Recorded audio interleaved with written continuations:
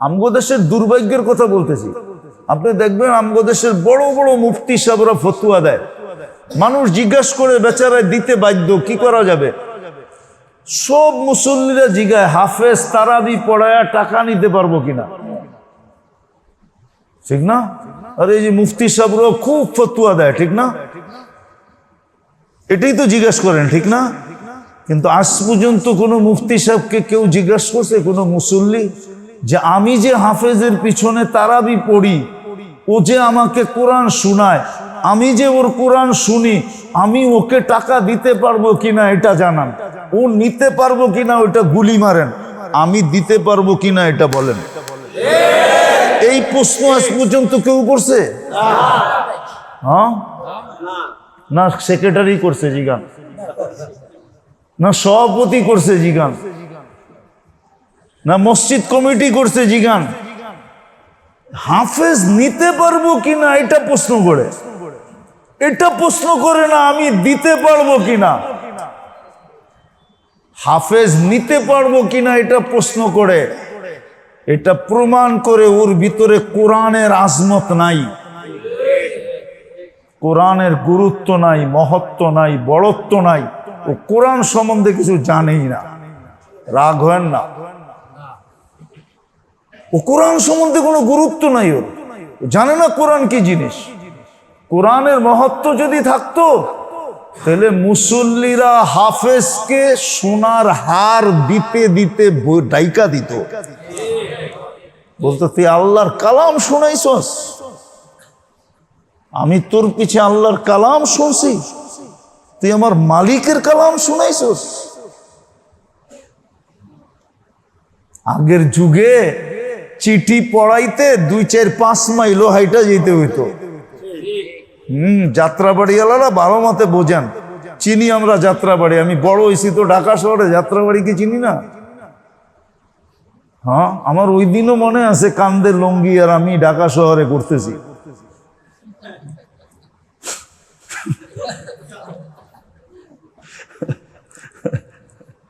তো ওই দিনও মনে আছে, কেন কেউ কিছু কইতো না, বাচ্চা তো কি কইবো, ঠিক না? হ্যাঁ, তো যেটা বুঝাইতে চেতেছি ভালো মতে বোঝেন, কাজে দিন। কোরআনের মহত্ব আমাদের কাছে নাই, গুরুত্ব আমাদের কাছে নাই। থাকলে একটা প্রশ্ন আমাকে কেউ দেখায় দেখ যে আজ পর্যন্ত কোন মুফতিকে কেউ প্রশ্ন করতে যে আমি মুসল্লি, হাফেজ তারাবি পড়ায়, আমি ওকে কিছু দিতে পারি কিনা। আর এটা পত্রিকায় ছাপানো হয়েছে, মিডিয়ায় আসছে, আজ পর্যন্ত নাই। শুধু আছে কি হাফেজ নিতে পারবো কিনা, এটা আমগো দুর্ভাগ্য আমাদের দেশে। উল্টাটা প্রশ্ন করে, সিধাটা করে না। তো কোত্থেকে জানি বাহির হয়ে গেছি, 10 দিন তো পার হয়ে গেল। দ্বিতীয় ছিল সারা রাত্র, দ্বিতীয় লাইনের যুদ্ধ তারাবির থেকে শুরু হয়, সেহরির থেকে, ইফতারির থেকে শুরু হয়, সারা রাত্র পর্যন্ত, সেহরি পর্যন্ত এই যুদ্ধে লেগে থাকে। এটা ছিল দ্বিতীয় লাইনের ইবাদত, বন্দেগি, জিকির, আসকার, দুরুদ। সারা জীবনের দুরুদ পড়েন না, আমি লিখি না, ইমাম কর্তুবী লিখছেন, যার যত বড় দুরুদের গাট্টি হবে তার পুলসেরাত পার হওয়া অত সহজ হবে। আল্লাহর রসুল দুরুদের গাঠি দিয়াই উম্মতকে পুলসেরাত পার করায়া দিবে। এই জন্য এক রেওয়ায়েতে আছে এই উম্মত সিধা জাহান্নামে যাবে না। পুলসেরাতের 2 পাশে কালা লিব বলে হাদিসের শব্দ, কালা লিব ডালের মতো আছে, ওইটা ধরে ঝুলা থাকবে আর অপেক্ষমান থাকবে ওর দুরুদ আছে কিনা, আল্লাহর রসুলের উপরে দুরুদ পড়ছে কিনা। যদি দুরুদ থেকে থাকে তো দুরুদ ছুটতে ছুটতে আসবে, আয়েশা ওকে পুলসেরাতের উপরে উঠায়া দাঁড় করাবে আর দুরুদ নিজের প্রটোকলের মাধ্যমে পুলসেরাত পার করাবে। রমজানে একবার পড়লে 1000 বার পড়া হয়। সারা জিন্দেগির দুরুদ পড়া ফেলতে পারেন 30 দিনে। এত বড় গাঠি বানাইতে পারে। তো লেখছে দ্বিতীয় রাত্রটা কাটবে ইবাদতের মধ্যে, ইবাদতের যুদ্ধ, আমলের যুদ্ধ। এই জন্য আমি মনে হয় বলছিলাম একবার, এখানে বলছি কিনা জানি না, যে আকাবেরদের রমজান দেখেন, বাংলায় পাওয়া যায় 80 পৃষ্ঠা। আল্লাহওয়ালারা রমজান কিভাবে কাটাইছেন, রাত্র কিভাবে, ঘরের ভিতরে চাট বানান, সবাই মিলা করেন, খান দান এটিও করেন, ঘরের মানুষগুলা মিলা করেন, সবাই মিলা করেন, 4 আসর বসায় করেন, সবাই চা খাইতে থাকেন আর এগুলো করতে থাকেন সারা রাত সেহরি পর্যন্ত। আছে দুনিয়ায় এখনো কিছু লোক আছে, আমাদের দেশেও কিছু লোক আছে, গরিব আছে বেশি, রাত্র কাটায় দেয়। বহু দেশ আছে রাত্র কাটায় দেয়। আমার সাথে চলেন, আমি দেখাবো। ওরা ইফতারির সময় মসজিদে ঢোকে, সেহরির সময় বেরোয়। এর আগে কাউকে আপনি বাহিরে পাবেন না, এমনকি ওই দেশের শাসককে পর্যন্ত পাবেন না, বিশেষ করে রমজান মাসে। আমি অতিরঞ্জিত বলতেছি না, আমি ওই দেশে সফর করে বলতেছি, একবার না একাধিকবার যায় বলতেছি, সাক্ষাৎ করে বলতেছি। ওকেও মসজিদে পাবেন, জিজ্ঞাসা করবেন তোমার দেশের শাসক কই, কই মসজিদে। যেমন জিজ্ঞাসা করছে আমিরুল মোমিনিন কয় কই মসজিদে, খুঁজা কয় মসজিদে নাই, তাইলে জানি না কই আছে। আমরা তো খুঁজলে মসজিদেই খুঁজি, আর পাইলে মসজিদেই পাই, পাইলে। ওই দৃষ্টান্ত এখনো দুনিয়া আছে, কিন্তু সাধারণ মসজিদে না, ওর বাড়ির মসজিদেই ও বসা আছে। ইফতারির সময় ঢুকছে, সেহরির সময় বেরিবে, এর আগে বেরিবে না। পুরো মসজিদ বড়, মহিলাও আছে পুরুষও আছে, মহিলার জায়গায় মহিলা বড়া, পুরুষের জায়গায় পুরুষ বড়া। চলেন দেখায় নিয়ে আসবেন। গরিব মানুষ, গরিব দেশ, যা মিলছে ইফতারিতে সবাই মসজিদে বইয়া বাকযোগ করে খাইছে, সেহরি পর্যন্ত ইবাদত করবে। কসম খোদা, হায় আমরা যদি এরকম হতাম। তো দ্বিতীয় যুদ্ধ ছিল আমাদের, সারা রাত্রটা ইবাদতে কাটায় দাও, জিকির তসবিহ তাহলিল। বলেন আল্লাহর রসুল করতেন? আম্মা জান আয়েশা রাদিয়াল্লাহু তাআলা আনহা বলতেছেন, আল্লাহর রসুল পুরা রমজান মাসে কখনো বিছনায় পিঠ লাগাইতেন না। আরেকটা আজীব কথা, আল্লাহর আয়েশা আম্মা জান বলতেছেন, রমজান আসলে যেন আল্লাহর রসুলের চেহারা এরকম হতো, উনি যেন আমাদেরকে চিনতেনই না, চিনতেনই না, আমাদের সাথে কোনো সম্পর্ক নাই, চিনতেন না। হ্যাঁ, আমাদের সব প্রয়োজন মেটাইতেন, কিন্তু ভাবভঙ্গি এরকম যে আমাদেরকে চিনেন না, চিনেন না, প্রমাণ আছে। আর তৃতীয় ছিল, তৃতীয় আল্লাহ যাকে যতটুকু দিছে, যাকে যতটুকু দিছে, আল্লাহ যাকে দেন নাই তার উপরে সাধ্যের চেয়ে বেশি, সাধ্যের চেয়েও বেশি, সাধ্য অনুযায়ী না, সাধ্যের চেয়েও বেশি। কেননা আল্লাহর রসুল যেটা করতেন, হাদিসে যেটা পাওয়া যায়, আল্লাহর রসুল কারিহিল মুরসালা, তুফানকে পর্যন্ত হার মানায় দিতেন রমজানের দান খয়রাত সদকাতের দিক দিয়া, সহযোগিতার দিক দিয়া, সহমর্মিতার দিক দিয়া আল্লাহর রসুল হার মানায় দিতেন। এই জন্য ওলামা লেখছেন, তৃতীয় উচিত ছিল আমাদের, তৃতীয় যাকে যতটুক সমর্থ দিছে। কিন্তু এই মজমায় তো একজনও নাই মনে হয়। রমজানের আগে আসছিলাম, তখন বলছিলাম কি না জানি না, একজন আছে নাই কোন মজমায়? বলবো, রাগ হয়ে যাবেন না তো? বলবো, রমজান আসার আগে এখানে একজনও পাওয়া যাবে না যে আমি সহযোগিতা, সহমর্মিতা, হ্যাঁ দান খয়রাত সদকা, যাকাত না, যাকাত ভিন্ন জিনিস, এটা এক্সট্রা ওভার টাইম যেরকম করে, এটা ওভার হিসাবে, যে আমি এই 2000 টাকা বাজেট করছি এই রমজানে, এটা আমি কোনো সহযোগিতার সুযোগ পাইলে ওকে সহযোগিতা করব। রমজানের আগের থেকে এরকম কোনো বাজেট করছেন কেউ? ইচ্ছা করলে আপনি 500 টাকাও করতে পারতেন। এই 500 টাকা দিয়ে আমি কোথাও ইফতারি দিব, 500 টাকা, 100 টাকাও করতে পারতেন, 5 টাকাও করতে পারতেন। আপনি বলতেন এটা করলে কি হইতো, কইরা দেখতেন কি হয়। আজকে নাইলে আমি বুঝাইতে পারবো না, কালকে তো বুঝাইতে পারবো, কালকে তো আপনার সচক্ষে দেখতে পারবেন এই বাজেটে কি হলো আপনার, এই ব্যয়ে কি হলো আপনার। কেন আপনি 5 টাকা দিয়েও তো 1 গোট পানি কিনতে পারতেন, 1 ডোক পানি পারতেন না? পারতেন না? হ্যাঁ, বুঝেন না মনে হয়, পারতেন না? হ্যাঁ, কিন্তু 1 ডোক পানির বিনিময়ে তো জান্নাত মিলে।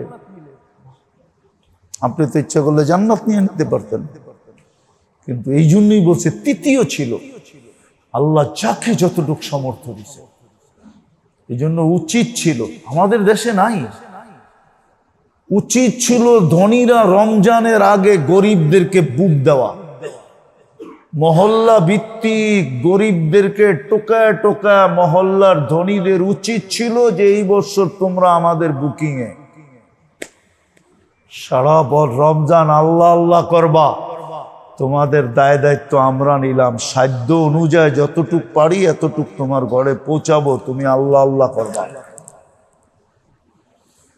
কেন আমি আল্লাহ আল্লাহ করলে কবুল হইতেও পারে নাও হইতে পারে, তোমাকে দিয়া যখন করাবো তো তোমারটা কবুল হোক আর না হোক আমার ভাগ্যেরটা কবুল হবে হবে হবে হবে হবে, এটাতে কোনো সন্দেহ নেই। যেমন কৃষকের খেতে ধান হোক আর না হোক, ফসল হোক আর না হোক, মজদুর প্রত্যেক দিন বিকাল বেলা নগদ পাওয়া যায়, ঠিক না? না মনে হয় বুঝাইতে পারি না। মজদুর বিকাল বেলা, কৃষকের গোলায় ধান আসুক আর আসুক। উচিত ছিল, উচিত ছিল, উচিত ছিল, কিন্তু আমাদের দেশে কয়জন, কোন মহল্লায় কয়জন বিত্তশালী পাবেন যে 2-4 জন গরিবের ঘরে গিয়া কানে কানে বইলা দিয়ে আসছে এই মাসে যেন রিক্সা লইয়া বাইরেতে না দেখি, এই মাসে যেন অটো লইয়া বাইরেতে না দেখি, এই মাসে যেন মজদুরি করতে যেতে না দেখি। দায় দায়িত্ব নিয়ে নিলাম, তুই শুধু তোর ঘরওয়ালা করে লয়ে আল্লাহ আল্লাহ করবি, তুইও কামাবি, তোর উসিলায় আমিও কামাবো। কিন্তু কয়জন মহল্লার বড় লোকরা করছে? রাগ হয় না? উচিত ছিল, উচিত উচিত ছিল, আপনার সামর্থ্য অনুযায়ী উচিত ছিল আপনি একজনকে বুক করেন, একজনকে মোস্তাগনি করেন। মোস্তাগনি বুঝেন? হয় হয় একজনকে মুখাপেক্ষিতার ভিতর থেকে বাইর করে দেন, আল্লাহ আপনাকে আখেরাতে সব মুখাপেক্ষিতার থেকে বাইর করে দেবেন। আফসোস কিন্তু আমরা করতে পারি না।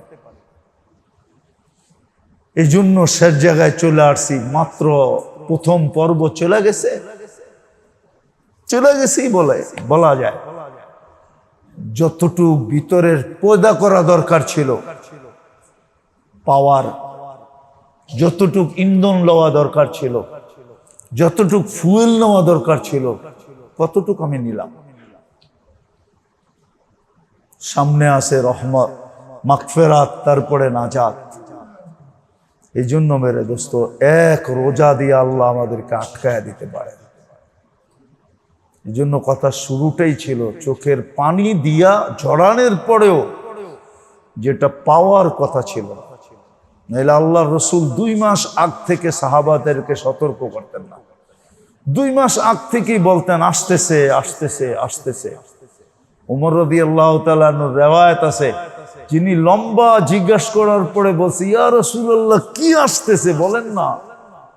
অনেক সময় হয় ঘরে কোনো কথা বলতে যাইয়া বলেন না, ঠিক না? কোনো কথা বলতে যাইয়া বলে না, ঠিক না? বলতে চায় না, তো গড়া লাগো কি হয়, এমন আগ্রহ বাড়ে, এক পর্ব আসে যে ফাটাফাটি না হয়ে যায়, ঠিক না? তখন কয়া দেয়, ঠিক না? আল্লাহ রসুল ও সাহাবাদের ভিতরে আগ্রহ পয়দা করছে। এক সময় দেখছে যে আমার সাহাবীরা সইতে পারতেছে না, বলে দেওয়া দরকার, তখন বলছে রমজান আসতেছে। হাদিসের শব্দ এটাই বোঝা যায়, আসতেছে আসতেছে। কি আসতেছে? রমজান, রমজান আসতেছে। এই জন্য মেরে দোস্ত, এতটুক সময় তো সব বুঝানো যাবে না। আমরা জানি না যে কত বড় জিনিস আমরা পাইলাম, কয় রাস্তায় আমাদের মেহনত করা দরকার ছিল। দ্বিতীয় আরেকটা, কোরআন আর রমজানের সম্পর্ক আমরা জানি না, যে কোরআন আর রমজানের সম্পর্ক। কোরআন আর রমজানের একটা সম্পর্ক আছে, বিশাল সম্পর্ক। যদি আবার কখনো সময় হয় তাহলে ইনশাআল্লাহ দেখা যাক, একদিন তারাবিতে আইসা পড়া আসা যায় কিনা। কি কোন রাজি আপনারা? হ্যাঁ, লম্বা সময় তো থাকে সেহরি পর্যন্ত, ঠিক না? আবার ওই সময় মুখ টুক চালানো যাইব, ঠিক না? এখন তো মুখ টুক একবারে বন্ধ, ঠিক না? ওই সময় মুখ টুকু একটু লাড়াচাড়া যাইব, ঠিক না? সময়টা কাটা যাবে। দেখি একদিন তারাবির সময় আসা যায় কিনা। চেষ্টা করতে থাকি। যদি লাল মসজিদের এলাকায় লাল লেগা যায়, গুলে লালা লেগা যায়, কি কন? লাল মসজিদ না? যদি এলাকায় 2-4 জনের দিলের ভিতরে রং লেগা যায়, লাল লেগা যায়, লাল বোঝেন? ওটা একটা লাল আছে শব্দ, ডিকশনারিতে খুঁজলে পাইবেন। ওটা অনেক দামি, ওটা পাওয়া যায় না, কোনো জাদুঘর না, এটারই লাল কয়। আগে কইতো ব্যাঙ্গের মালিক লাল হয়, লাল, ওটার নাম লাল। ব্যাঙ্গের মানিক চিনেন? ব্যাঙ্গের মুখের ভিতরে মানিক থাকে, ওটারে লাল কয়। আবার আইসা দেখি একদিন 2-4 জন তৈরি হয় কিনা। এখনো 2টা পর্ব আছে আমাদের সামনে। এই 2 পর্বে ওরাই আগে বাড়তে পারবে যারা প্রথম পর্বে ফুয়েল নিয়ে আনিছে, ভিতরে পাওয়ার নিয়ে আনিছে, ভিতরে শক্তি নিয়ে আনিছে, পাথেও নিয়ে আনিছে, কি বলে জ্বালানি নিয়ে আনিছে। ওরাই সামনের 2টা পর্ব আরো গতি বেড়া যাবে ওদের। প্রথম পর্ব এই জন্যই যে পরের পর্বে গতি বাড়ে। আচ্ছা, প্রথম গিয়ার কি লিগা দেয়? প্রথম গিয়ার ছাড়া গাড়ি চলে না? কি জানে ড্রাইভার কেউ নাই? প্রথম ফার্স্ট গিয়ার দিতেই হবে, না লইব না। একবারে যদি আমি 3য় গিয়ারে উঠে দিই, ইন্না লিল্লাহ কয় কি?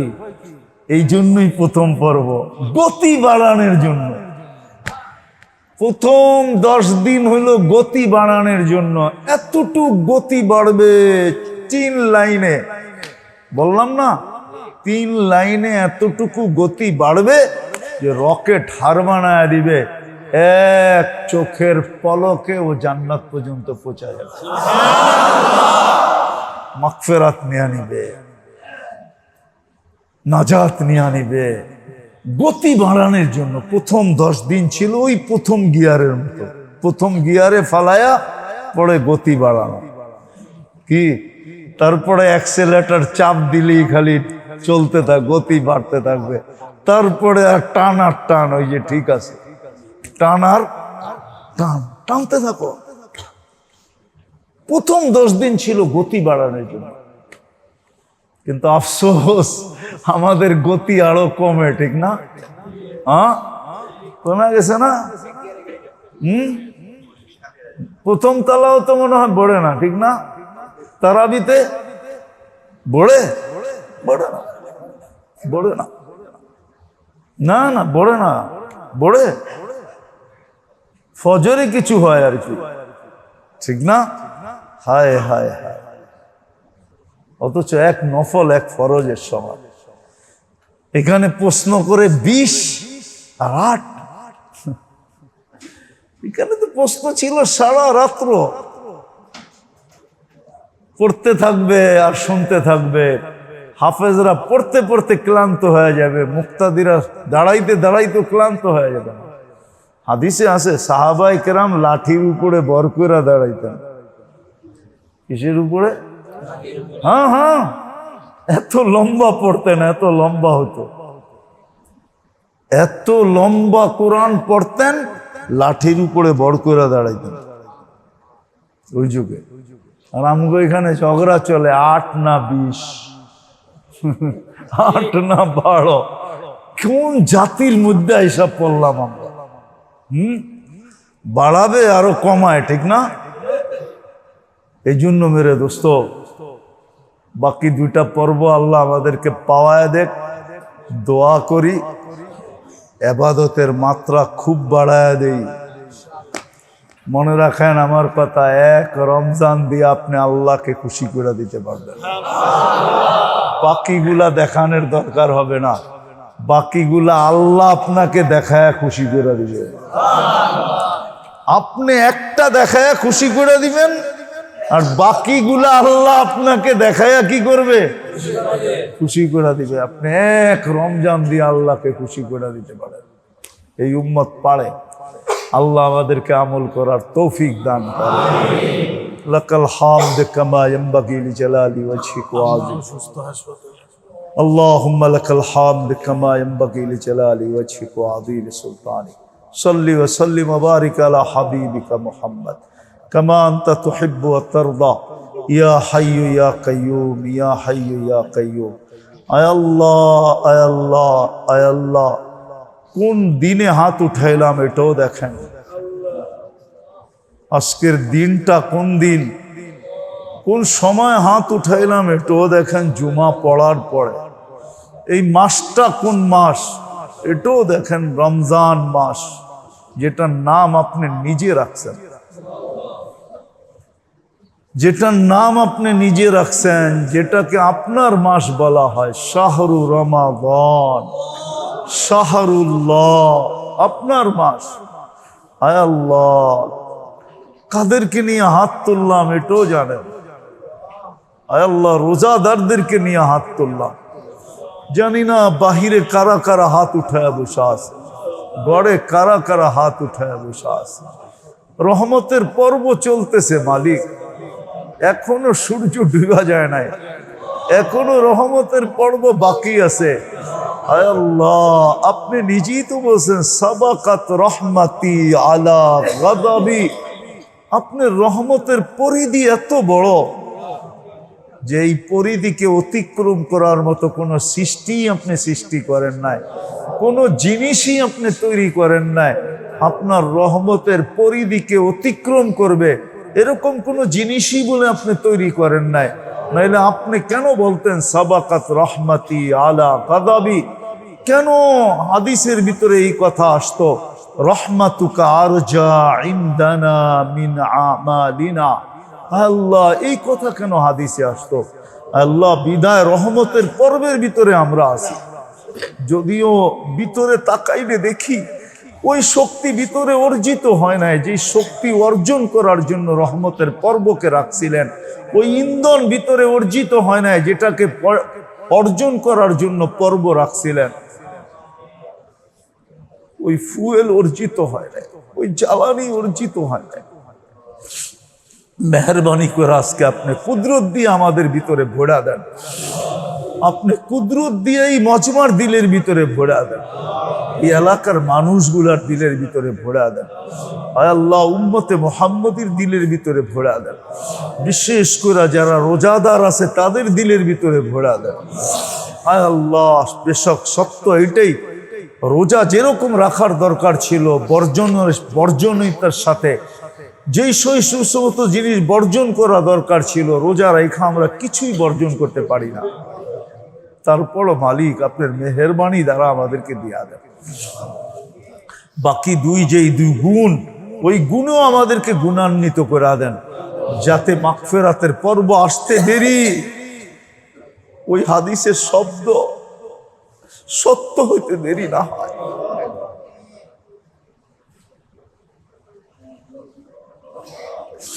ওই শব্দ দেরি সত্যায়িত হইতে দেরি না হয়। মাগফিরাত যেন আমাদেরকে আল্লাহ তো ইলাইকা গুফরানি, আপনি যেন মাগফিরাতকে আমাদের তালাশের জন্য ছেড়া দেন। মাগফিরাত যেন আমাদেরকে তালাশ করে নেয়, তালাশ করে আমাদেরকে মাগফিরাতের চাদর দিয়ে ঢাকা দেয়। আল্লাহ আমাদের রোজাকে কবুল করেন, তারাবিকে কবুল করেন, তেলাওয়াতকে কবুল করেন। আয় আল্লাহ, আয় আল্লাহ, আয় আল্লাহ, আয় আল্লাহ। যার যে পেরেশানি আছে দূর করে দেন, প্রয়োজন আছে মেটায়া দেন। অসুস্থ আছে, অনেকে অসুস্থ, বিশেষ করে আমাদের এক ভাইয়ের আম্মা অসুস্থ, আল্লাহ হাসপাতালে আছে।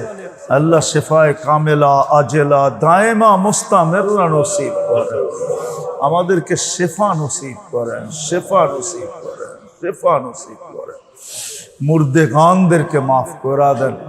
আল্লাহ জাহান্নামকে আপনি বন্ধ করে দিছেন, জান্নাতকে খুলা দিছেন, আর উম্মতে মুহাম্মদীর উপরে জাহান্নামের দরজাকে খুলেন না। আর উম্মতে মুহাম্মদীর জন্য জান্নাতের দরজাকে কোনো দিন বন্ধ করেন না। হাদিসে তো আছে আপনি জাহান্নামের দরজা বন্ধ করে দিয়েছেন। আল্লাহ যা চাইলাম তাও দেন, যা চাইতে পারলাম না তাও দেন। আয় আল্লাহ, আয় আল্লাহ আমাদের দেশটাকে হেফাজত করেন, আমাদের দেশটাকে হেফাজত করেন, আসমানি জমিনি বালার থেকে হেফাজত করেন, সমস্ত দুর্যোগ থেকে হেফাজত করেন। ওয়াসাল্লাল্লাহু তাআলা আলা খায়রি খালকি মুহাম্মাদিন ওয়া আলিহি ওয়া সাহবিহি আজমাইন বিরহমাতিকা ইয়া আরহামার রাহিমিন।